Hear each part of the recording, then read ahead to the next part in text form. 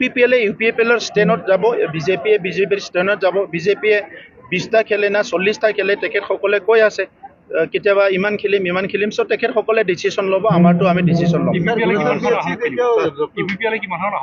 না আমিতো 40টা সমষ্টি, আমাৰ 445টা প্ৰাইমাৰী আৰু 3200টা বুথত কাম কৰি আছে আমাৰ কৰ্মকৰ্তাবিলাকে।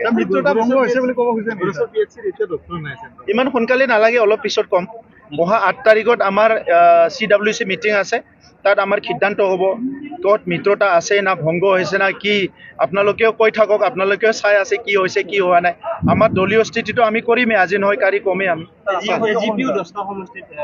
খেলক, এজিপি 10টা কি তেখেতসকলো 20টাত খেলিব পাৰে, গণতান্ত্ৰিক অধিকাৰ চবৰো আছে।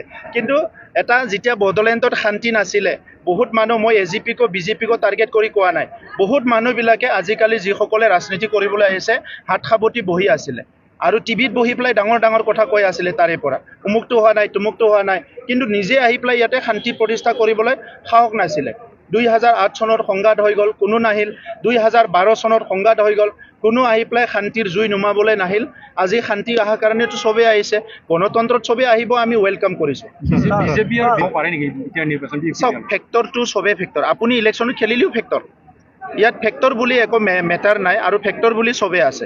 ইলেকশ্যনত যদি আপুনি অকলে খেলে, সাংবাদিক হৈও যদি গড়েশ্বৰত কণ্টেষ্ট কৰে, আপুনিওতো 5টা ভোট লৈ যাব, হয়নে নহয়? 5টা ক'লে আপোনাক ইনচাল্ট কৰা হ'ব, মানে 1000 ভোট বা 500 ভোটটো আপুনি নিব নিজৰ পৰিয়ালৰখিনি, সেইটোও ফেক্টৰ হয়। BPF-ক লৈ বেলেগে শংকিত হৈছে, আমি দেখিছোঁ। BPF-ক লৈ বহুতৰ মানে শংকিত হৈ কিবা জল্পনা কল্পনা হয়।